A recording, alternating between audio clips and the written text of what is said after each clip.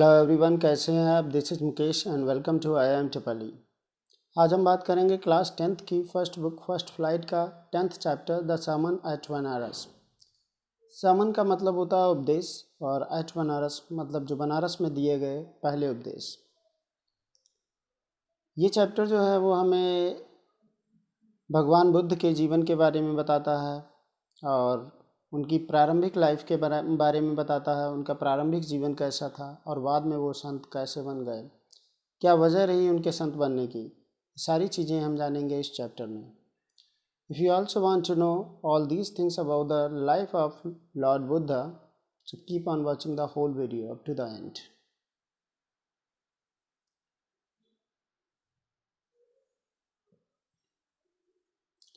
Gautam Buddha 563 BC to 483 BC began life as a prince named Siddhartha Gautam in northern India। Gautam Buddha जिनका जन्म 563 ईस्वी पूर्व हुआ था और जिनका स्वर्गवास 483 ईस्वी पूर्व मतलब बिफोर क्राइस्ट के जीवन से पहले हो चुका था।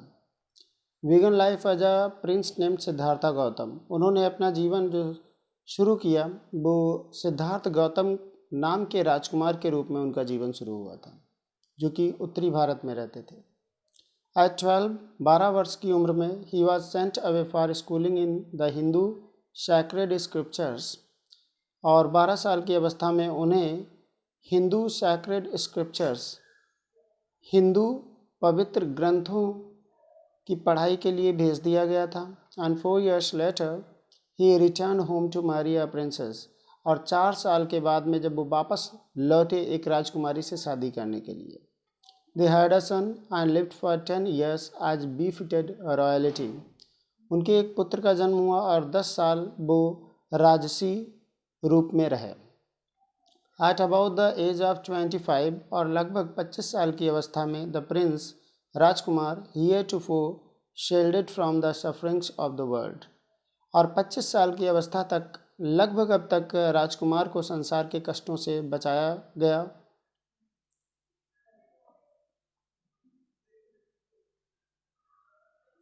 While out hunting, chanced upon a sick man, then an aged man, then a funeral procession, and finally a monk begging for alms।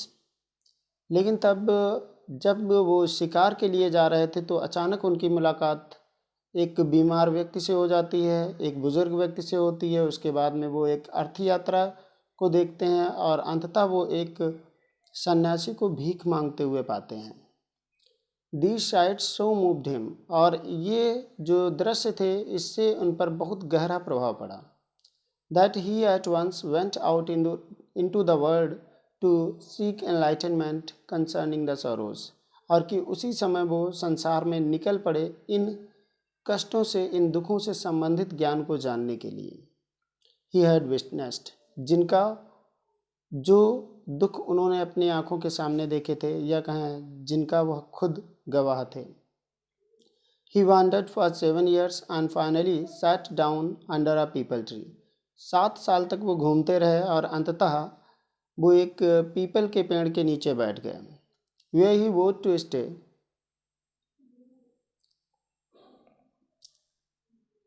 until enlightenment came, और जहाँ पर वो शपथ लेकर बैठ गए कि जब तक कि उनको ज्ञान नहीं मिलेगा वो बैठे रहेंगे। Enlightened after 7 days, 7 दिन के बाद उन्हें ज्ञान हो जाता है। He renamed the tree the Bodhi tree, और वो उस पेड़ का नाम रख देते हैं दोबारा बुद्धि ट्री। बोधि ट्री मतलब बुद्धि का पेड़, tree of wisdom. And began to teach and to share his new understandings, और लोगों को उपदेश देना शुरू कर दिया और अपनी नई समझ को लोगों में बांटना शुरू कर दिया। At that point he became known as the Buddha, the awakened और द एनलाइटेंड, और इस बात पर फिर उन्हें जाना जाने लगा बुद्धा के रूप में, एक जागृत और एक ज्ञानी।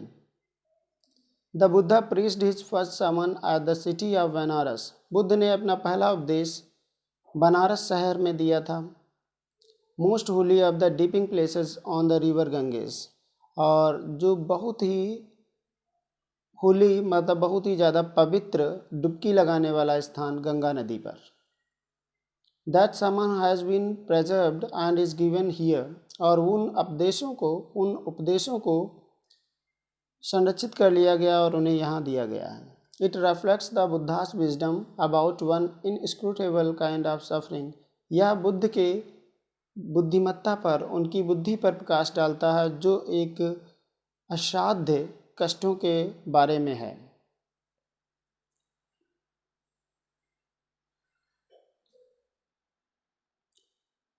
किस्सा Gautami had an only son and he died. किस्सा गौतमी का एकमात्र पुत्र था और वो मर गया।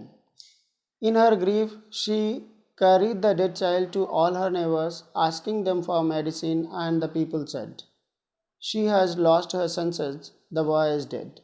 और उसके दुख में वह अपने मरे हुए बच्चे को लेकर अपने सभी पड़ोसियों के पास जाती है और उनसे उसको सही करने की दवा मांगती है। तो लोग जो हैं वो कहते हैं she has lost her senses, वो पागल हो गई है, द बॉय इज़ डेड, लड़का तो मर चुका है। एट लेंथ किस्सा गौतमी मेट अ मैन, आखिरकार किस्सा गौतमी एक व्यक्ति से मिलती है। Who reply to her request, जो उसके निवेदन का उत्तर देता है। I can't give the medicine for thy child but I know a physician who can. मैं तुझे तेरे बच्चे के लिए दवा तो नहीं दे सकता, लेकिन मैं एक फिजिशियन को जानता हूँ, चिकित्सक को जानता हूँ जो दे सकता है। एंड द गर्ल सेड, और किस्सा गौतमी ने कहा, pray tell me sir who is it, कृपया आप मुझे बताइए, मैं आपसे प्रार्थना करती हूँ कि वो कौन है। एंड द मैन रिप्लाइड, और उस व्यक्ति ने जवाब दिया, गो टू शाक्य मुनि द बुद्धा। उन्होंने कहा शाक्य मुनि बुद्ध के पास आप जाइए। Kisa Gautami repair to the Buddha and cried, lord and master give me the medicine that will cure my boy. Kisa Gautami Buddha के पास पहुँचती है और रोते हुए कहती है, भगवान मालिक, आप मुझे वो दवाई दे दीजिए जिससे मेरा बच्चा सही हो जाए। The Buddha answered, I want a handful of mustard seed. तब बुद्ध ने उत्तर दिया कि मुझे एक मुट्ठी सरसों के बीज चाहिए है। And when the girl in her joy promise to procure it, और जब उस लड़की ने, मतलब उस औरत ने, किस्सा गौतमी ने आनंद से वचन दे दिया कि हाँ मैं ये प्राप्त करके ले आऊँगी। द बुद्धा एडेड, तो बुद्ध ने आगे अपनी बात कही, the mustard seed must be taken from a house where no one has lost a child, husband, parent or friend। तब बुद्ध ने आगे बात कही कि आपको मस्टर्ड सीड उस घर से लाने हैं जहाँ पर कभी भी किसी व्यक्ति ने अपने बच्चे को, अपने पति को, अपने माता पिता को या अपने दोस्त को ना खोया हो।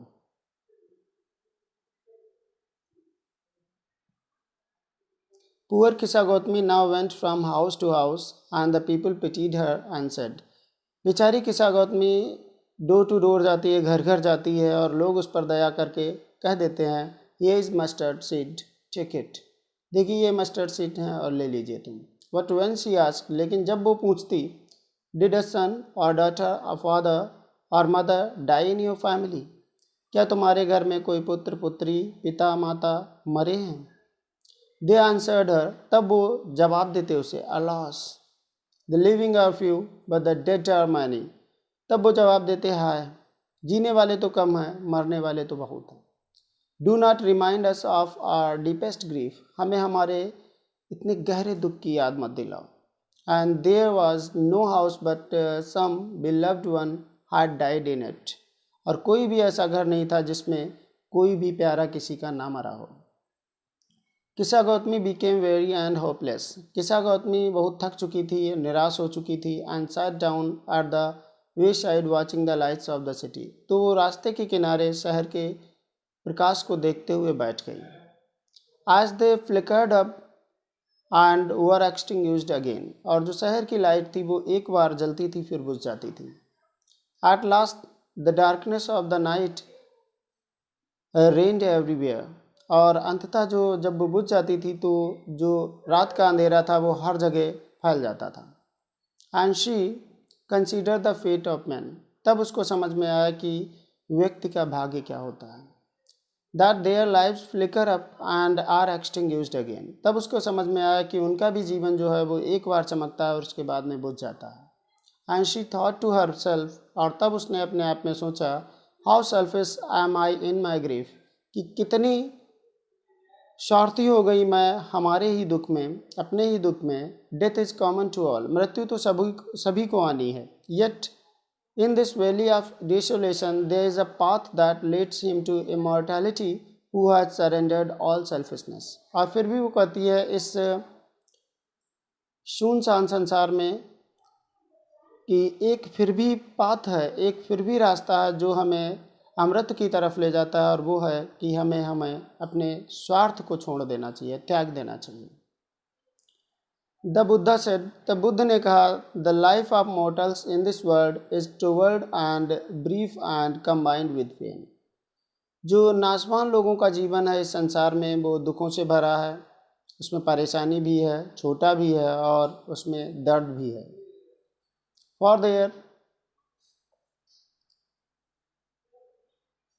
For there is not any means by which those that have been born can avoid dying। और उन्होंने कहा देखिए कोई भी ऐसा तरीका नहीं है जिससे जिन लोगों ने जन्म लिया है वो मरना दूर कर सकें। After reaching old age there is death, वृद्धावस्था पर पहुंचने के बाद में मृत्यु निश्चित है। Of such a nature are living beings, यही जो है जीवित प्राणियों का स्वभाव है। As ripe fruits are early in danger of falling, so mortals when born are always in danger of death. जैसे कि पका हुआ फल जो है वो गिरने के खतरे में होता है, वैसे ही जो नासवान लोग हैं जैसे ही उनका जन्म होता है उसके बाद वो हमेशा मृत्यु के डर में होते हैं। As all earthen vessels made by the potter end in being broken, जैसे कि सभी मिट्टी के बर्तन जो कुम्हार के द्वारा बनाए जाते हैं उनका अंत हमेशा टूट कर ही होता है। So is the life of mortals, वैसे ही नासवान लोगों का जीवन भी है।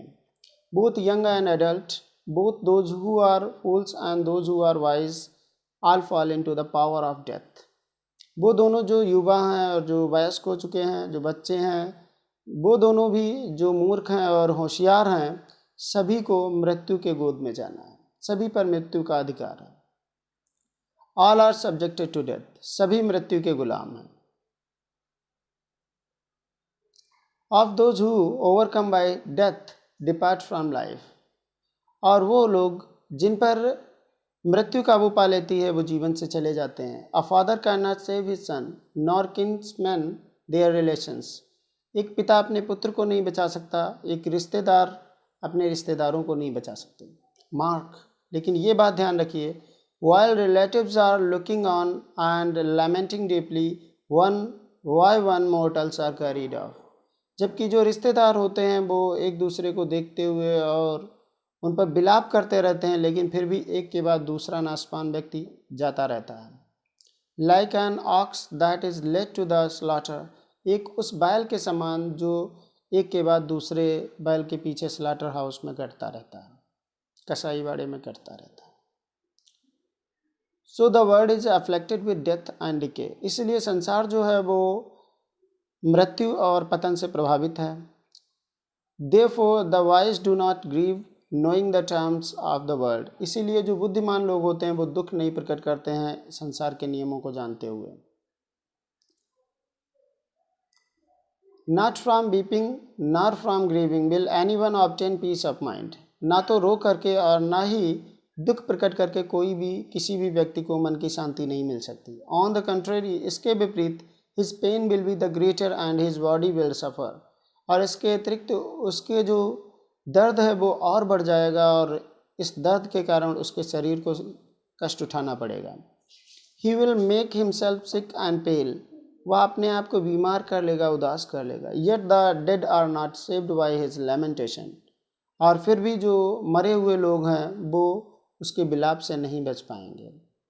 ही who seeks peace should draw out the arrow of lamentation, ऐसा व्यक्ति जो शांति ढूंढता है उसे विलाप के तीरों को चला देना चाहिए, छोड़ देना चाहिए। एंड कंप्लेंट, शिकायत के तीरों को छोड़ देना चाहिए, दुख के तीरों को चला देना चाहिए।